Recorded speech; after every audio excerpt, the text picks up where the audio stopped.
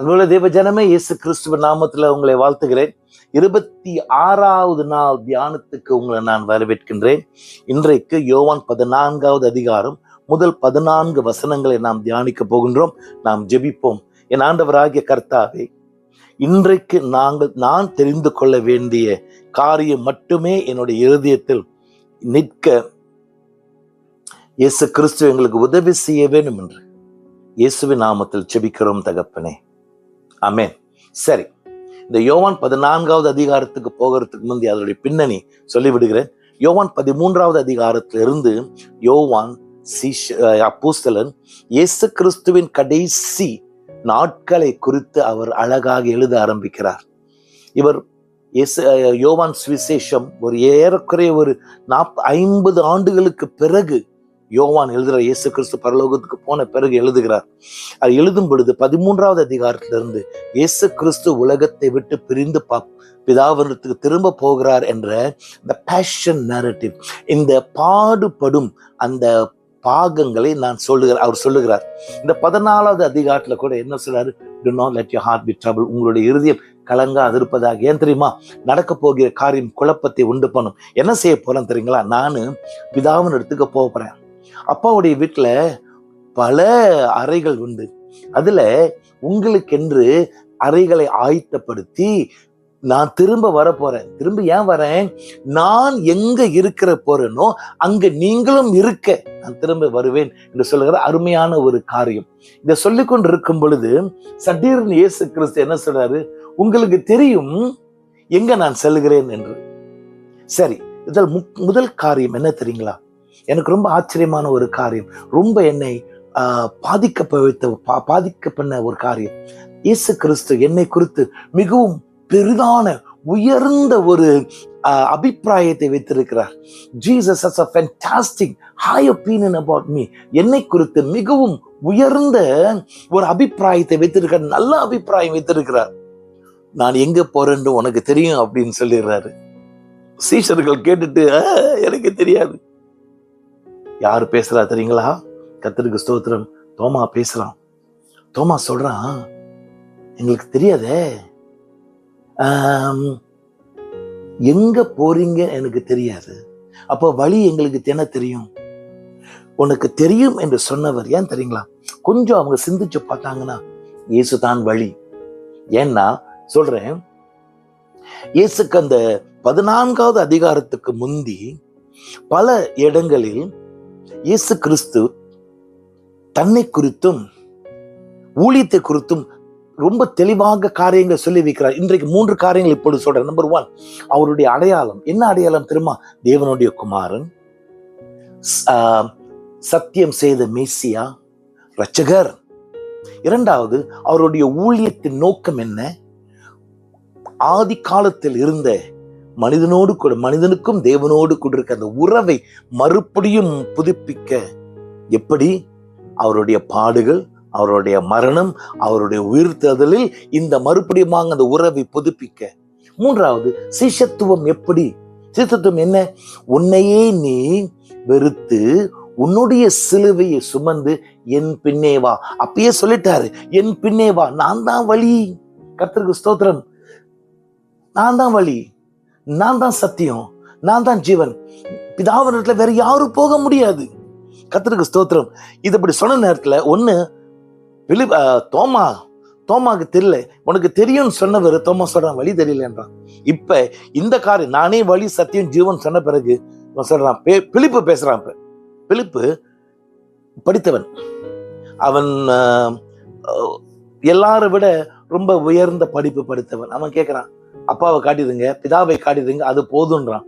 நான் நினைக்கிறேன் தேவ ஜனமே, இயேசு கிறிஸ்து அந்த நேரத்துல எனக்கு தெரியாது, என்னடா இவ்வளவு காலம் என்னோடு கூட நீ இருந்துட்டு அப்பாவை காட்டுன்னு சொல்றிய?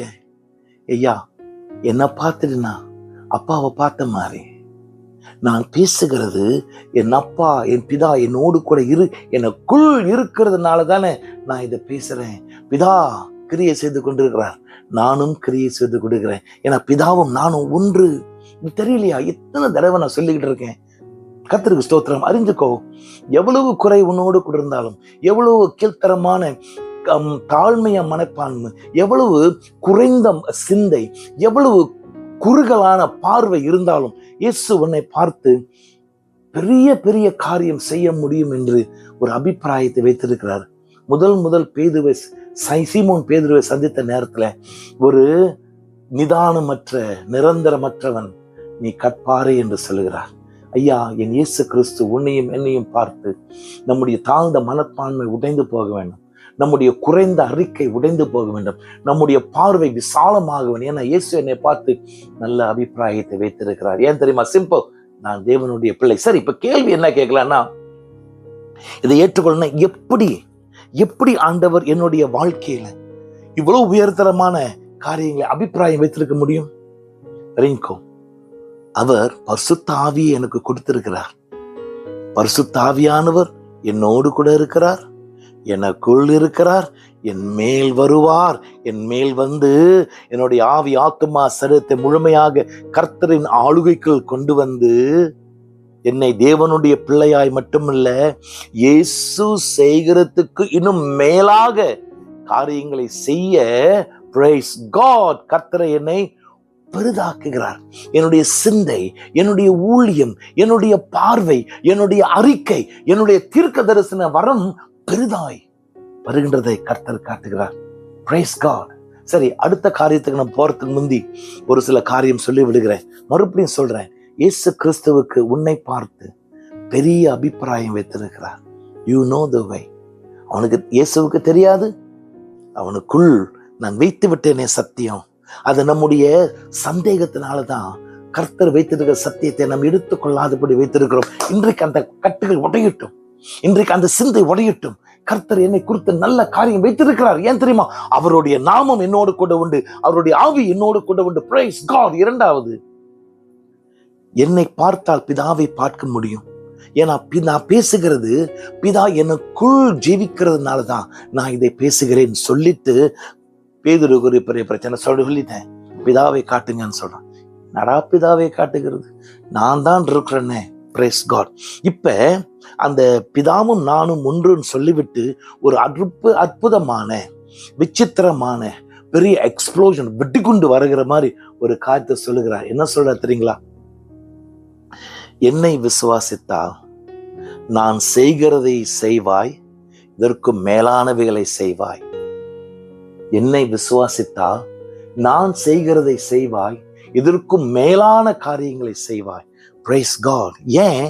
நான் பிதாவின் இடத்துல போறேன். அர்த்தம் என்ன? அவர் பிதாவின் இடத்துல போனாதான் பரிசுத்த ஆவியானவர் நமக்கு வர முடியும். அந்த பரிசுத்த ஆவியானவர் பெரிதான காரியங்களை என்னுடைய வாழ்க்கையில செய்ய முடியும். praise God. செய்ய முடியும் சொல்லிட்டு என்ன சொல்றா தெரியுங்களா?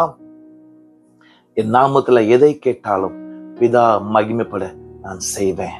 என் நாமத்துல எதை கேட்டாலும் பிதா மகிமைப்பட நான் செய்வேன். praise God. ஐயா, இந்த ரெண்டு காரியத்திலும் என்ன தெரியுங்களா? உன்னை குறித்து ஆண்டவனுடைய குறைகளை பார்க்கிறவர் இல்ல, உன்னுடைய சிந்தையின் சின்ன காரியங்களை பார்க்கிறவர் இல்ல, உன்னுடைய சிந்தை குறைந்து போயிருக்கு அதை பார்க்கிறவர் இல்ல. என் நாமத்துல நீ இருக்கும் பொழுது நீ யோசிக்கிறதுக்கும் கேட்கறதுக்கும் சிந்திக்கிறதுக்கும் அதிக மேலாகவே உன்னுடைய வாழ்க்கையில் கிரியை செய்கிற ஆண்டவரா இருக்கிறார். நம்முடைய சவால் என்ன தெரியுங்களா? என்னை இப்படி நம்புறீங்களா ஆண்டவரை? என் மேல இவ்வளோ நம்பிக்கை வைத்திருக்கீங்களா? என்னை பார்த்து இவ்வளவு பெரிதான ஸ்தானம் வைத்திருக்கீங்களா? உங்களுடைய ஒப்பீனியன், நீங்க எப்படி என்னை பற்றி நினைக்கிறீங்க? ஆச்சரியம். அதற்கு ஏற்ற மாதிரி நம்ம உயர்ந்து கொள்வோம், விசுவாசத்தை சரிப்படுத்துவோம், நம்முடைய சிந்தை புதுப்பிக்கப்பட இடம் கொடுப்போம். பரிசுத்த ஆவியானவரை புதுப்பித்தருளும். ஏன்னா என் இயேசு என்னை பார்த்து இவ்வளவு அருமையான அபிப்பிராயம் வைத்திருக்கிறார். praise God. அது மட்டுமல்ல, என் இயேசு கிறிஸ்து எனக்கு இவ்வளவு வல்லமை கொடுத்திருக்கார். என்ன வல்லமை தெரியுமா? பிதாமனத்துல நான் இயேசுவின் நாமத்துல ஜெபிக்கும் பொழுது அறிந்து கொள்வோம், ஜெபம் ஆண்டவர் நமக்கு கொடுத்த பெரிதான வலதுகையின் வல்லமை.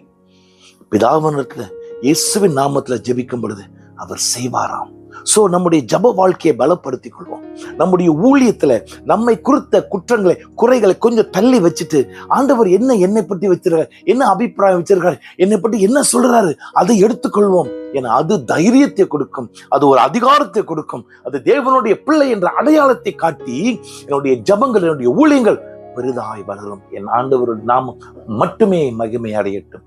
நம்முடைய சவால் இயேசு கிறிஸ்து ஏற்ற மாதிரியே நம்ம வாழ்வோம்.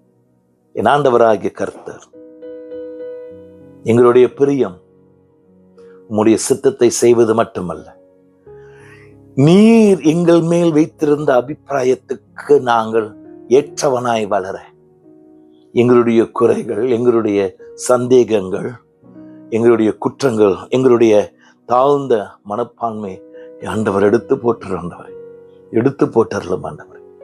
உமக்கு ஏற்றவனாய் எங்களுடைய ஜெப வாழ்க்கை இன்னும் பலன் அடைய கிருபை தாரும். இயேசுவின் நாமத்தில் ஜெபிக்கிறோம் தகப்பனே. ஆமென்.